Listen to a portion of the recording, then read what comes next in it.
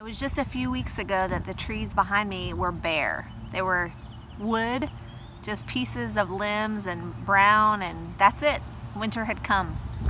And then a few weeks ago, spring began to spring and the trees got blossoms, and we saw little tiny blossoms growing, and now behind me are beautiful green leaves. Of course, the rain helped a little bit, and of course God has his plan that nature kind of recycles itself, but what a beautiful lesson for us with our children as we teach them about seasons of life and how sometimes in our lives it feels like winter when things are dead around us and things don't bloom. Sometimes in our spiritual lives we feel like that, especially as adults, where there are times when we don't feel like reading our Bibles, we don't feel like going to church, we don't feel like acting like Christians when we're going through difficult times at work or at home.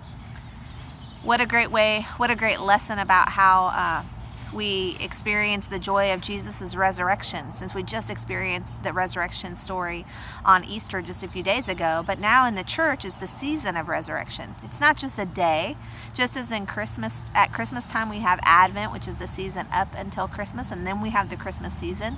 In the same way in the church for the Christian calendar, we have the season of Lent, which gets us up to Easter Sunday or Resurrection Sunday, and then we're in the resurrection season.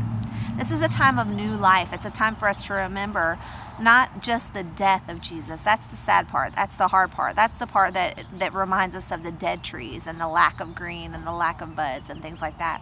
But now it's time for new life. Jesus was raised from the dead. He's no longer dead. He is alive.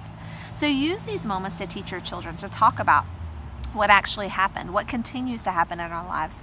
Even when we become Christians, there are times when we're not strong in our faith. There are times when we don't feel as good about the way that we're living. But you know what we can remember is that those dark seasons will turn again into spring and will bloom again because Jesus, the resurrected one, lives within us.